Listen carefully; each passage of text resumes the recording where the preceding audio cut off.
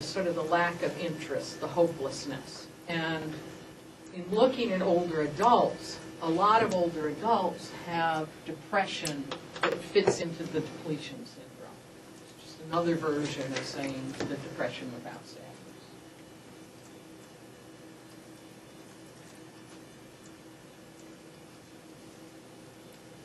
Now, another quote from your reading.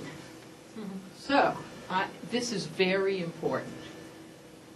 This was in the very beginning of Chapter 9. Depression is widely thought to be one of the more commonly occurring psychological problems experienced by older adults. This could be attributed to the fact depression frequently occurs concurrently with or after major life events. And examples of these being deaths of folks one's close to, and major illness in self or others, and these are things that occur more with aging. This is a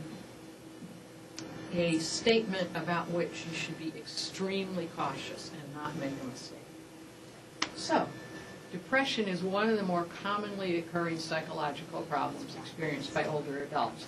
Yes, but not more common in older adults than in younger adults.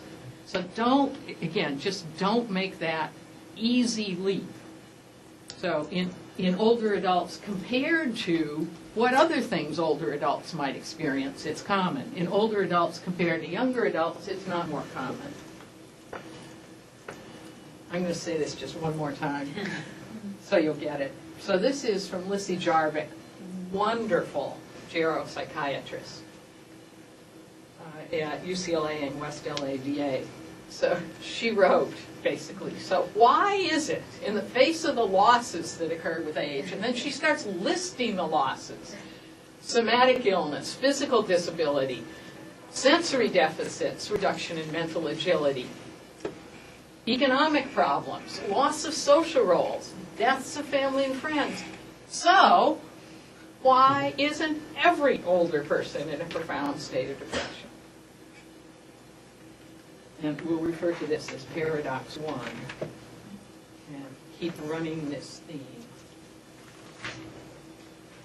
So, as I mentioned, is in the case of every mental disorder in older adults, we'll do this also with depression, and your age gradient did this beautifully with the anxiety disorders, is we need to distinguish between older adults with depression who had depression earlier in their lives and older adults who were never before depressed. And with depression, probably half or more of the cases are first onset in later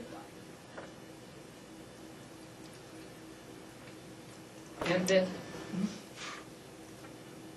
And this leads to my thinking that for exactly this reason you have to look developmentally at the risk and the protective factors. We have to look at developmentally what might be related to who becomes depressed.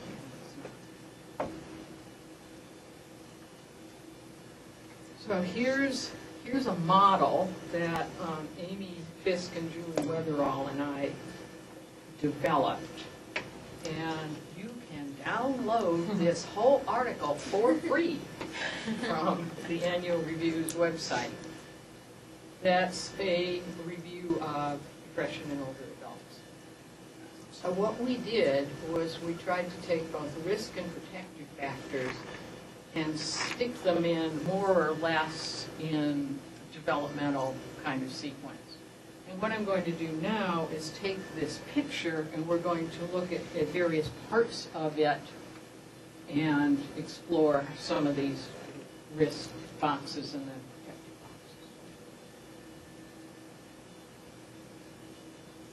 boxes. So, starting on the left.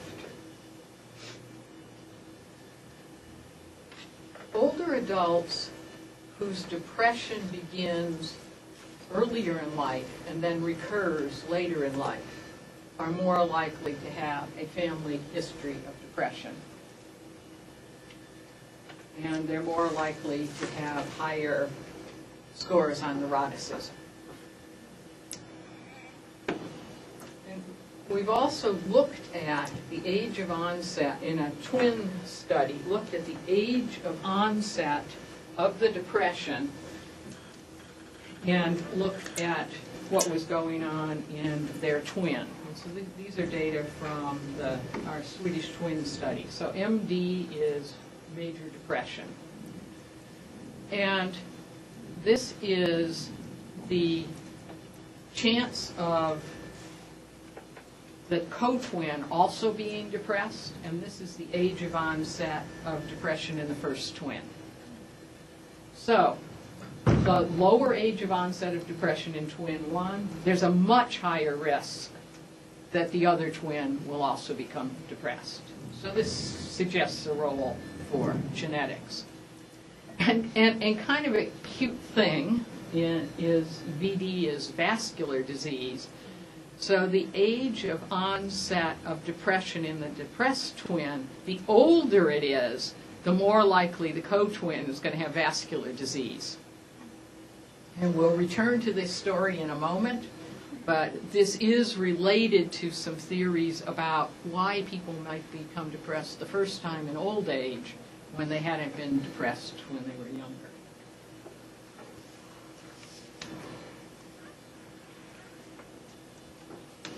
So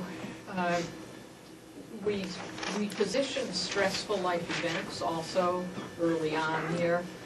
And in general, socioeconomic disadvantage earlier in your life may predispose to depression along the whole spectrum. And in fact, it might predispose to depression in an accumulating way, because people with lower socioeconomic advantage earlier in life or early life adversity can become cumulatively more disadvantaged as life goes on. It's one of the nasty fallouts of social class.